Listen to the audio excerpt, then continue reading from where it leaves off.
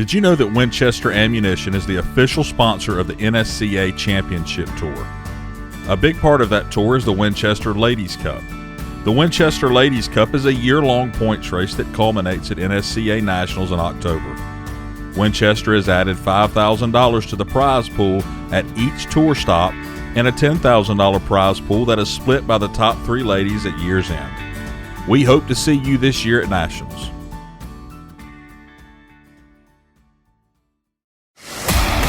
You are now tuned into Shotgun Sports USA. Powered by Winchester.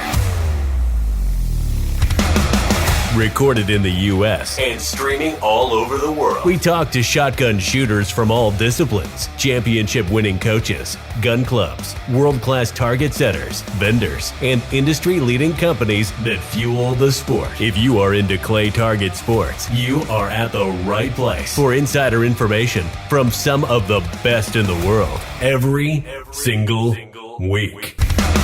Remember to subscribe to our podcast, leave us a review, and connect with us on social media. You can also catch our episodes on shotgunsportsusa.com. Being a brand name in the clay target industry, Rick Hemingway has said, "Have you ever noticed almost all major sporting events are being run by Pro-Matic traps?" Think about that statement for a minute. He's right, and you may want to consider that before making your next purchase.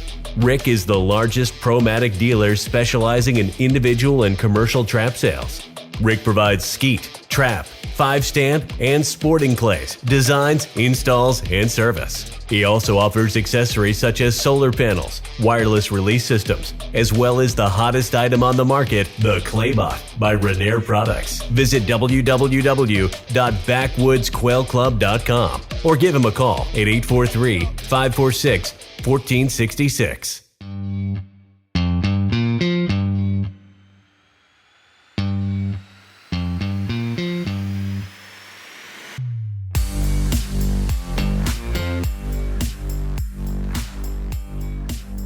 My guest on the show today is a shooter and coach out of Loganville, Georgia. She travels the country shooting the NSCA Championship Tour, and she's a heavy hitter in her division. Please welcome to the show, Shelby Moon.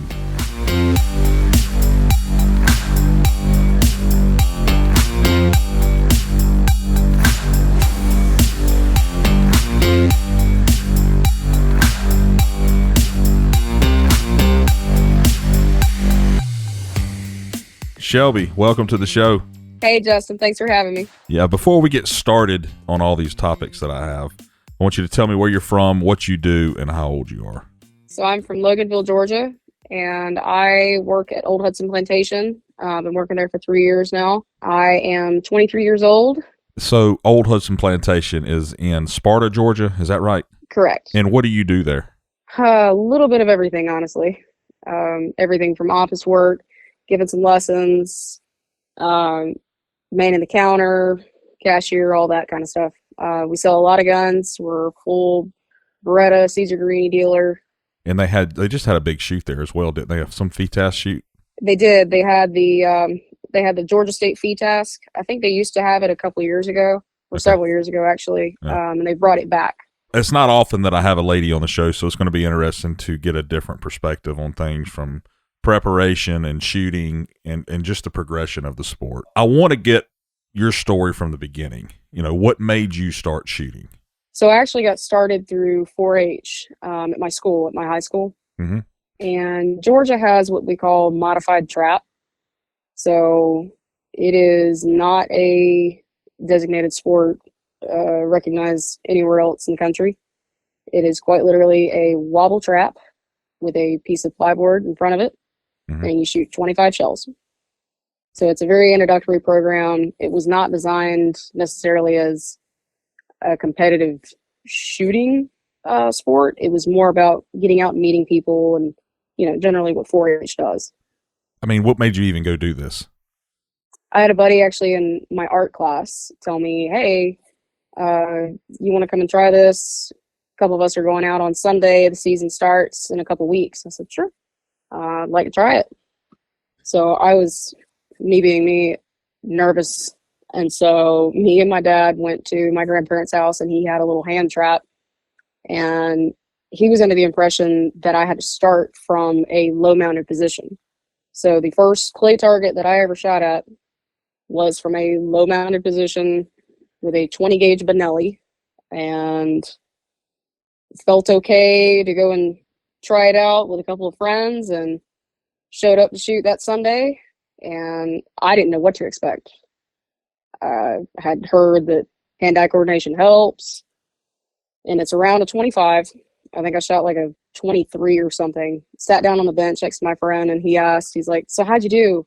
I said, I missed 2. He's like, "Are you kidding me? You missed 2? It took me like a couple years to get to 20. Are you kidding me?" Yeah. So that's the first time you wanted to shoot a gun. Yeah, that was what kickstarted all of it. My dad's side of the family has been dove hunting forever. I, went to opening day of dove season with the family every year. It was a big, huge family-oriented event. It was treated like a holiday of its own, but never really got to shoot. Something that you also did while you were I think you were in high school when you did this, was shoot a bow competitively. Is that right? Or was you in college? I did. So about the same time I started shooting 4-H shotgun, I started on the 4-H archery team as well. So I was shooting both competitively. When I went to Emmanuel College, I was shooting on both of those teams my freshman year. Okay. Ended up letting the archery go after my freshman year to focus more on shotgun. So I was going to ask you next, which one did you like the best when you were doing both of them? I guess it was shotgun. They felt about evenly matched. I will say what drove me more towards shooting clay targets was the people that I met. I had way more fun doing that. Yeah, I could go out in the backyard and shoot the bow. It's pretty inexpensive compared to going and shooting around a clays. Right. But I enjoyed the people. I enjoyed the atmosphere more. Yeah. Yeah. So I met you in 2017 at Side by Side Ranch in Oklahoma at one of the PSCA tour stops, and actually shot with you there. I knew who you were. I've seen your name, but I didn't know you, and met you there. You shot with me on the PSCA event. I think we shot with Mike Wilgus that day. The next tour stop, which was, I don't know, the following month, was in Branson, and you ended up in the shoot-off. I did. I ended up coming in the 8th position, just barely squeaked in, and managed to get on stage. And I didn't know this is how they did this, but they match you up. 8th place goes against 1st place. So naturally, I was already nervous and shooting in front of a crowd, shooting on stage. There's cameras everywhere, and I have to go against the number 1 seed. So there was a lot of pressure there. I'd actually just gotten my Krieghoff the week before we went out there, so it already felt like a gamble. Yeah, but at the same time, that new Krieghoff, and now I'm in the shoot-off, so it must be the gun, right? So it certainly helps. I remember pulling for you at that shoot-off. We stayed there till the end. I think you may have been the last shoot-off that night. I was one of the last ones. So they were actually running it on 2 different stages. And I thought it was really cool that I was on the main stage, because in Branson, that big amphitheater was just absolutely amazing. The views out there were breathtaking. And I thought it was pretty cool that I got to shoot on the main stage. It was a tough shootout. I fumbled shells. I was still loading from the left side. Don't know where that came from. I think 4-H from using a pouch. So I was still pretty new at it. But I will say that I actually ended up shooting against Annabelle, and she was super nice. She was talking to me while we were up there. She was really supportive, was like, "Hey, you got this." It was a really cool experience. And then it ended. And then it ended. Then there was no more PSCA. I'd just gotten psyched up about it. I thought, this is going to be awesome. Next one's in Florida. We're going to go to South Florida. Yeah. And then boom, it was gone. It was gone. Well, you've gone on to bigger and better things, and you and I really moved up through the classes together. I remember seeing your name in my class, and I always thought, "Oh, here she is again." And that was just because I knew you were going to win the class, and most of the time I had to tell everybody I got beat by a girl. So that's what I didn't like about it. But it was about that time in 17, I think it was, when you really kicked it into high gear and got serious about things. Is that right? It is. That's when I met Kevin. March of 17, I went down to the Meadows and took my first lesson from him. Mm-hmm. He definitely introduced me and my dad to, the actual traveling side of shooting these big shoots, rather than just shooting your state and regional if it's close by, if you can, to, packing up and going out to Branson, Missouri for a weekend, or getting on a plane and going to Tucson for the U.S. Open. Yeah, it makes a big difference being able to see those targets like that all around the country. Absolutely. And I've told people that before, and people know that. It really makes a difference to be able to see all these targets all around the country. You met Kevin. He started giving you some lessons. Tell me how you kind of progressed from then until now. What did you go over? What did you learn? Well, he got me as a very raw shooter. So I'd had no prior instruction whatsoever. I've been on the 4-H team, been on a very on-the-fly kind of made SCTP team. I mean, we made it up as we went along. There was only about 5 or 6 of us that shot on it at the time. Yeah. At first, shot a little bit in college, but I would say he got me as a natural instinctive shooter, taught me the basics. Mm-hmm. How to play the game, the mental game side of it, of course. More of those kind of conversations came later into the years. Yeah. He definitely pushed for more experience, getting exposure, seeing all these different targets. I had no idea when I first started, especially, that Tucson Trap and Skeet throws mostly black bios. I mean, it's stuff like that. You don't know how to prepare for anything until you either go out there and do it, or you have Kevin or somebody like Kevin sitting there telling you, hey, this is what you're going to need to practice. This is what we're going to watch for. This is what we need to work on. This is kind of terrain, landscape. This is the style of targets that are going to be thrown, that kind of stuff. Yeah. And you knew that you were serious about it, and everybody else did too, because you would always be at the Meadows or wherever. Oh, yeah. It seemed like every weekend shooting with him and taking lessons and practicing, and now you're where you are. The Meadows became a home away from home. Since 2017, it's now 2020. Okay. And you've shot the PSCA, you've traveled all these big shoots, and this is when major changes took place in your shooting. Mm-hmm. And what were those? So I ended up not finishing my college degree. I ended up working full time and trying to make a run at a full year of hitting all the championship tour stops. Not hindered up by making sure I'm in class and things like that. So I think the travel time, the experience, the actual being close to the top and knowing that you can get close enough, doing that enough, I don't think you know how to win until you've learned how to lose. And I still don't know how to win. I'm still learning. I'd like to think that I'm just getting started. So I would say the travel time, the exposure, the pressure, experiencing the pressure, I think until you've done it enough, you really don't know how to conquer that, or attempt to conquer it. I would say dialing in the gun was huge for me. I started with a high rib, ended up transitioning in 2019 to the regular sporter barrels on the Krieghoff. So I think once I learned that setup a little bit better, got a stock that fit, that helped a ton. Did a greenwood pattern when I had the high rib, and it worked. Then I swapped from the high rib to the low rib, and then I lost about 50, 60 pounds. So we had to get something to fit a little bit better. Yeah.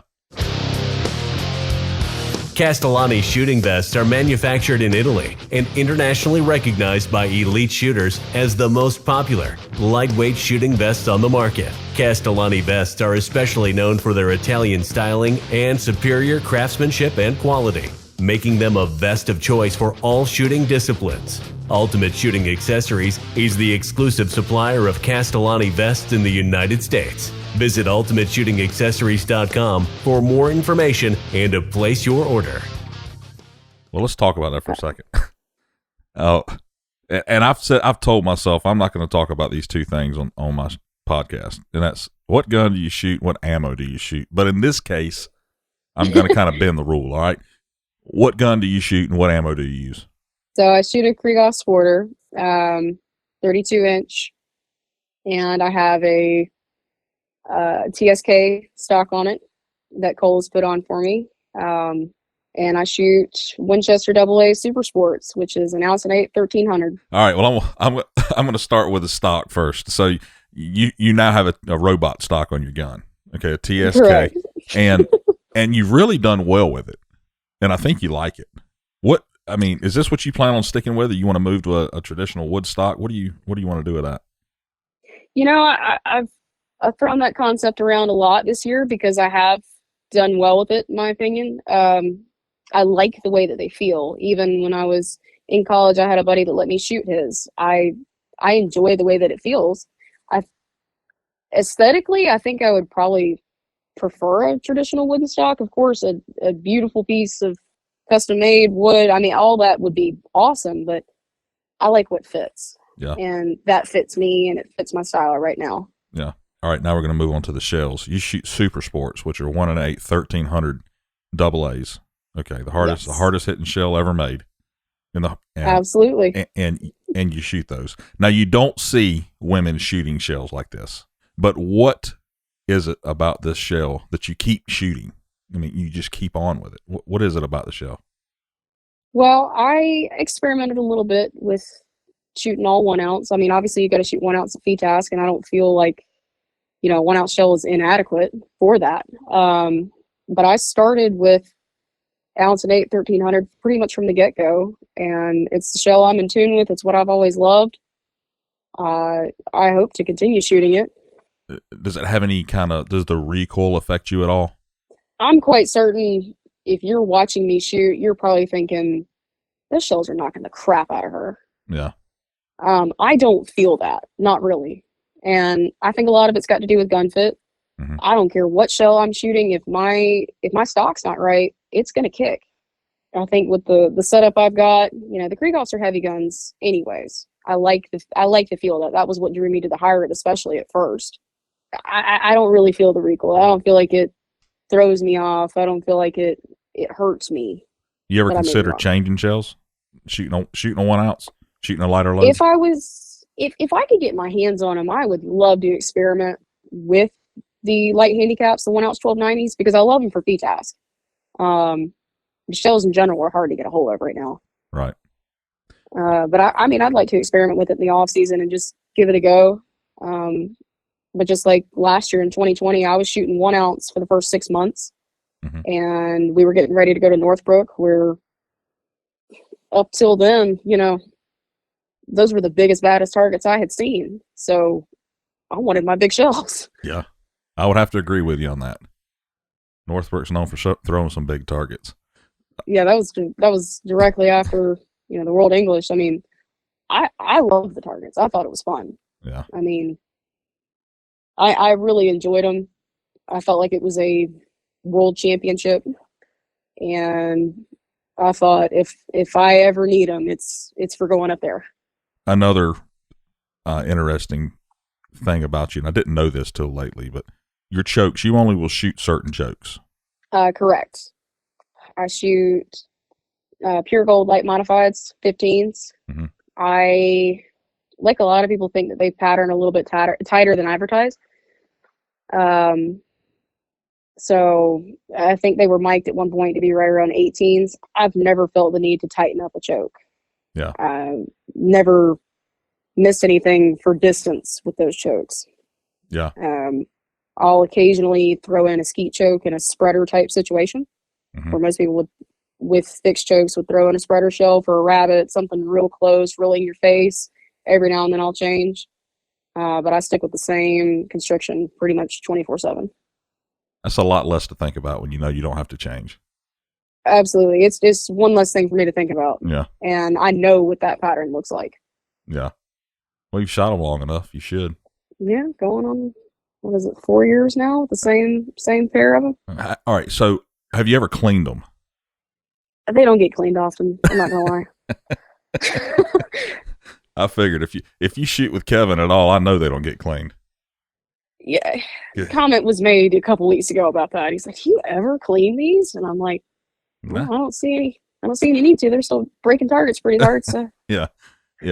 So as a female shooter, being at the level that you're at, what are some of the challenges that you have faced coming up through the sport? Well, flat out, we make up 10-11%. So, I feel like there's more eyes on the females. Everybody pretty much knows all the girls that are shooting, and that can be a positive, that can be a negative. Mm-hmm. I feel like some of the females definitely get more attention than somebody, my age that's a guy. So that's one of the positives.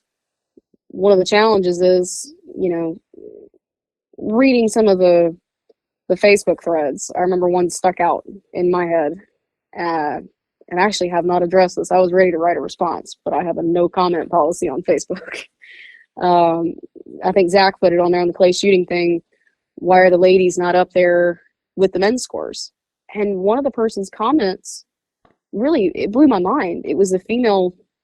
I don't know her. I didn't recognize the name, but she said that part of the reason that girls don't shoot as well is because they're worried about what they're wearing and if their makeup's okay and if their hair's okay. That truly baffles me that people actually think that way. And I guess a part of that is true. I mean, I am obviously worried about how I'm dressed. I want to dress professionally, do my clothes fit, that kind of stuff. But that's not really the hindrance to me.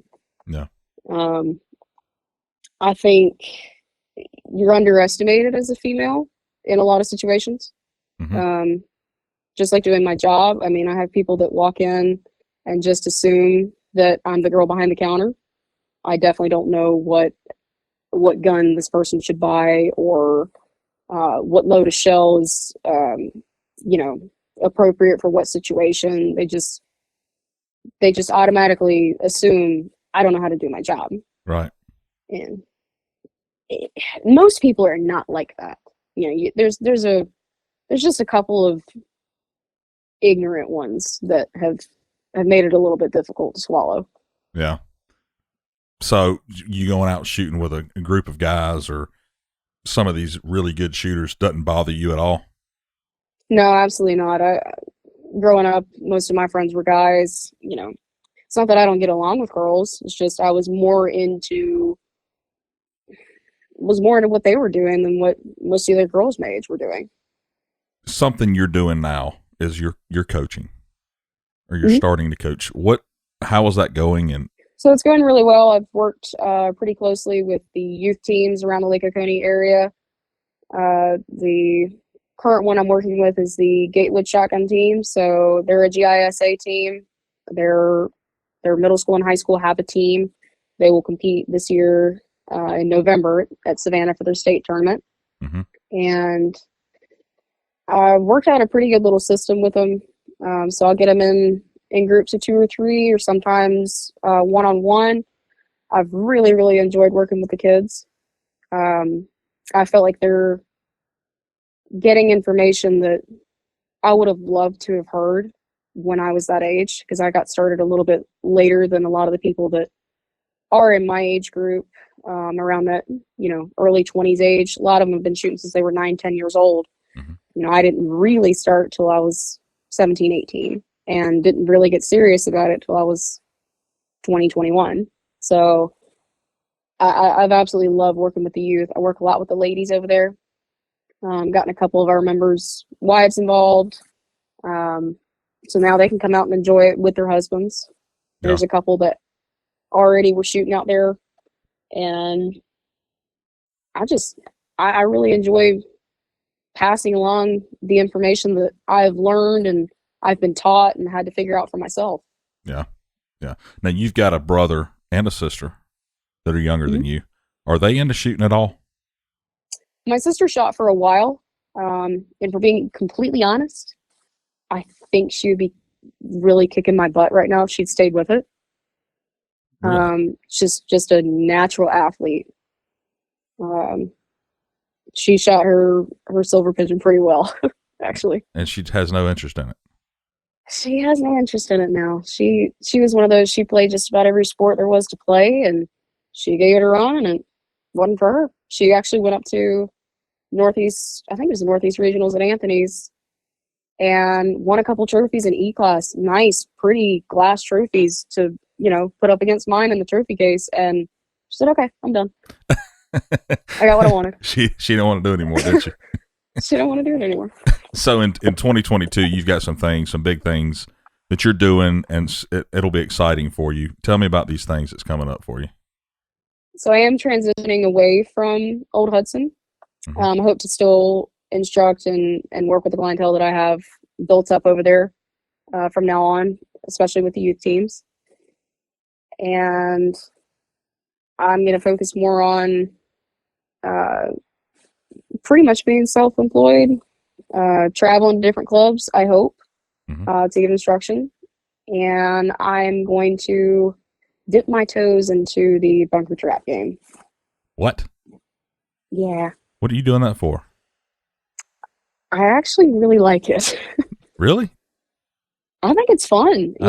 Regular ATA trap is, I can kind of do without it, but bunker's been fun.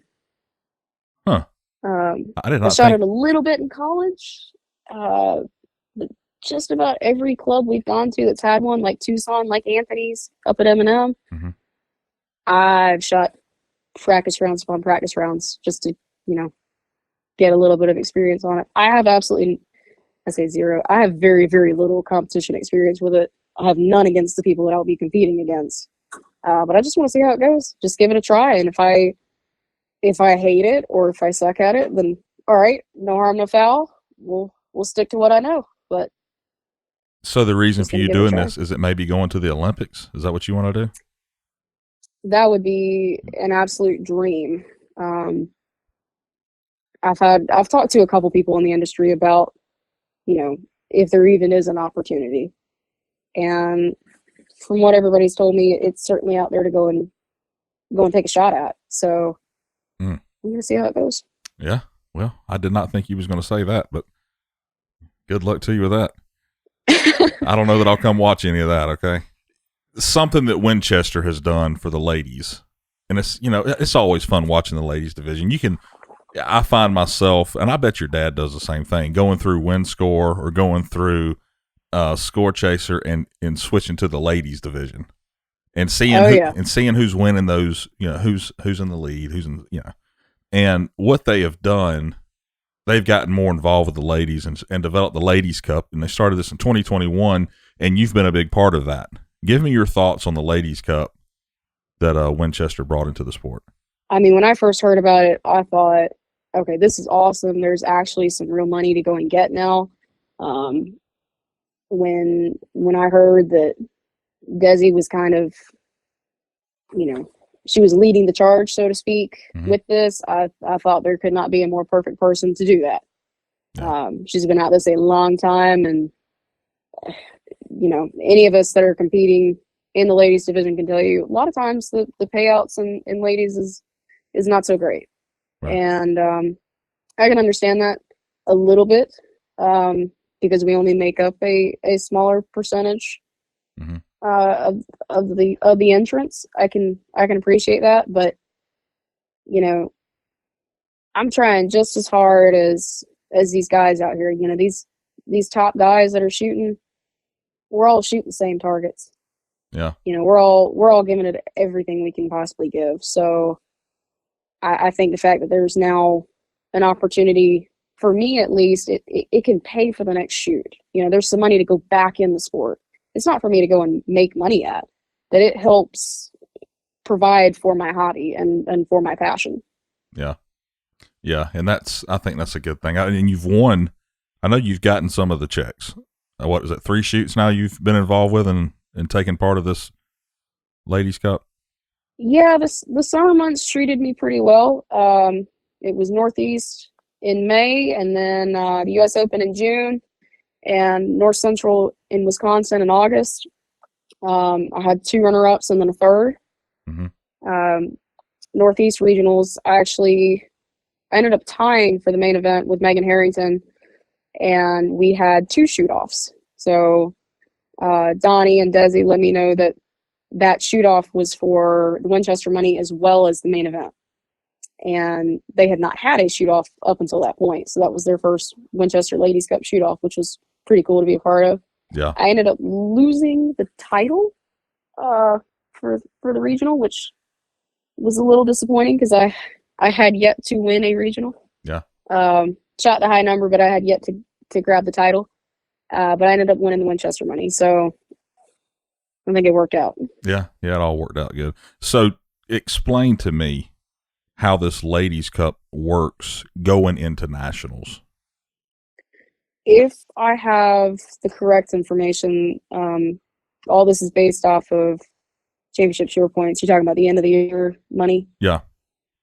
Yeah, so I think there's an additional 10,000, I believe, at the end of the year based upon championship tour points. So all the shoots thus far have been using your main event, your fee task, and your five stand score for Winchester money. And I believe at nationals they're going to use K Cup instead of 5 stand. Don't quote me; that may not be entirely accurate. That's what I understand thus far, at least. Right.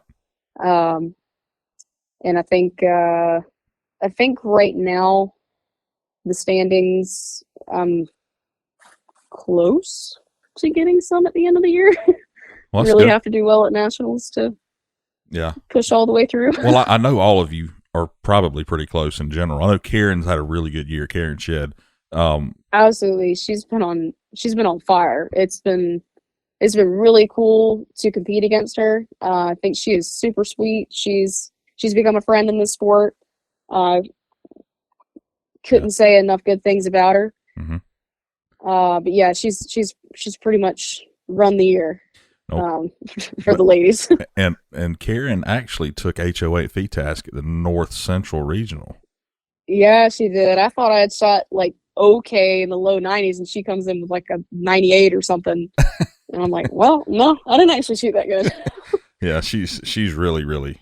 I mean, all of you are really good. I mean, it's, you're all really close, and at the end of the year, we'll see at nationals. We're headed to nationals next week, and we'll see how it turns out. I know I'll be watching it because it interests me, to see how well y'all shoot. So, speaking of that, what's your frame of mind headed into next week with nationals? What's your plans? Have you done anything to prepare? It happens every year. I don't know what it is about nationals. Even last year with nationals not being the technical last shoot of the year because Southeast ended up being in December. Mm-hmm. Thanks COVID. The nerves are higher. I don't know what it is. The targets are not that much harder. Right. It seems all mental. Yeah. Emotions are running hotter, and you just feel the pressure of an entire year packed into one weekend. So I've been trying to take it easy, the no stress life, even though I'm at work. Just no stress, no problems. Shoot a little bit every day that I can. Not going to overshoot. I'll be taking the day off Thursday, and I'll go down to Meadows and practice. And that's pretty much it. One thing I'm excited about, I've been invited to shoot in the Top Gun shootout. That's something I've been watching from the stands since we first went out there in 2017. So that's an absolute incredible honor to be a part of that. Very excited about that this year. A 4-day main is just what drives me crazy, and in Texas, that 8:00 rotation is what I don't like.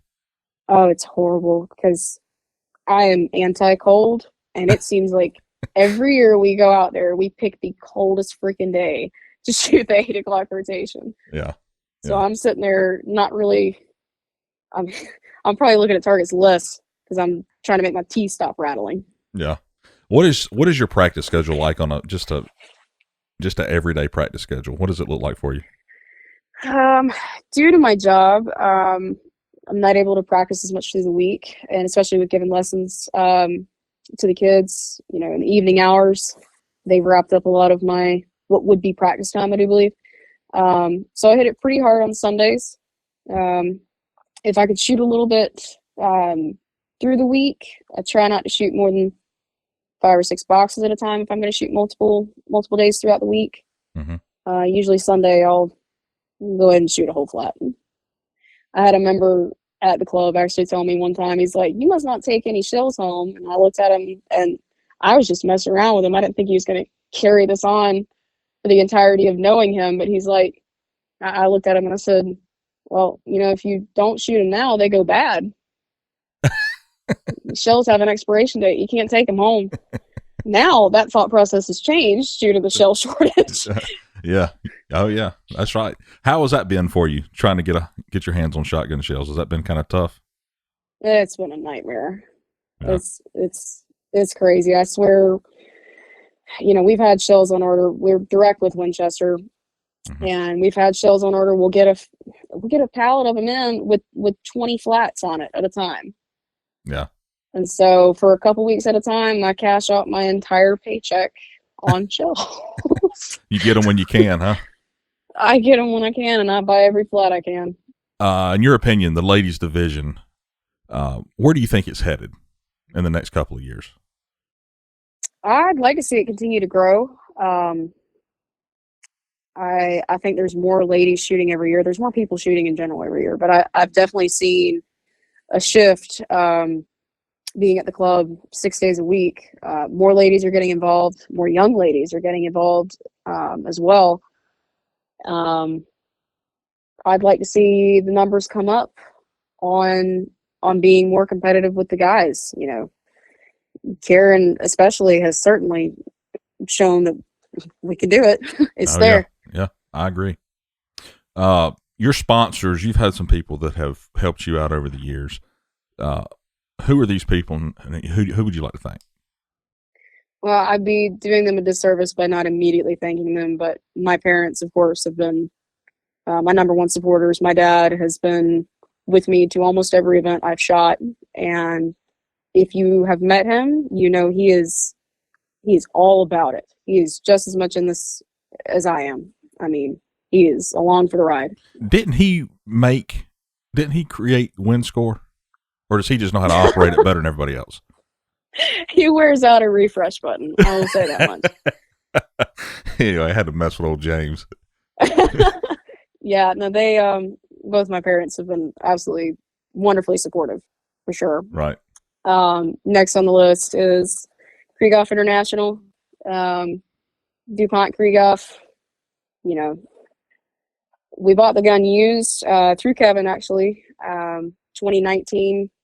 Krieghoff started supporting me. I was able to get a sponsorship with them. They've been absolutely amazing.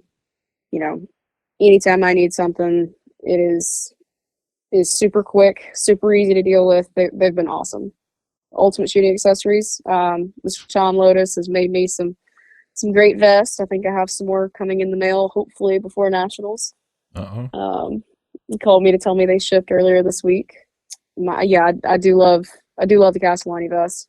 Right. And pure gold shotgun chokes. Been shooting those pretty much the entire competitive career since 17. Bill was he's been really great. So actually at Nationals last year, I'll say this about all the sponsors. Last year at Nationals, the truck was stolen, and pretty much everything besides my gun and my Pilas were in it. Yeah, it was fun. So Tom got me a vest to shoot, on the spot. Everybody over in Krieghoff and DuPont's got me some gear, rain jackets, hats, a towel, and just a shooting towel. They got me geared back up. Bill was not actually there, but he had somebody that was selling chokes out there, so I had some to shoot with. My 15s were still in the gun, thankfully, but I got a couple skeet chokes, so they got me outfitted back up to finish out Nationals, and I cannot thank them enough. Yeah, that's what it's all about. Absolutely. Partnerships, and the reliability of the sponsors. One of the other people I'd like to thank is Kevin. He's certainly helped be a mentor to me through the sport, so can't thank him enough. Don't know that I would be here where I'm at now without him. Everybody at the Meadows, They have certainly seen me grow in the sport pretty much since day one. You know, everybody down there from the days of Becky Rogers being down there to the new staff with Dominic and Eric and Seth, you know, everybody down there has been very, very supportive. I'm able to give lessons down there, and now hopefully with the new transition into coaching, I will be able to give some more down there now that I'll have more free time. I'd like to thank Mr. Neil and Nancy Bush, and you know, I've absolutely loved the job.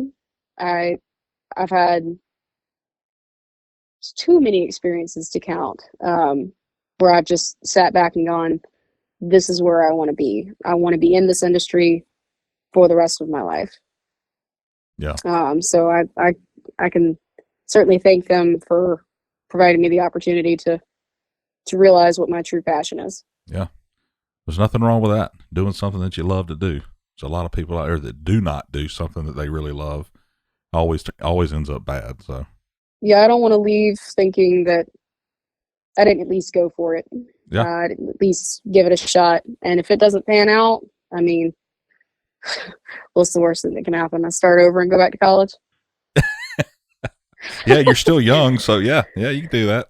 Yep. Yeah, I'm not exactly old, so yeah. I'm gonna give it a shot while I have the opportunity. Yeah. What do you consider old, Shelby? I think I would offend a large group of people by giving a number. I'm just kidding. Well, Shelby, thanks for coming on. I appreciate you taking some time out to talk to me. And well, thank you, Justin, for having me. I've really enjoyed our conversation. Yeah, and I'll see you next week.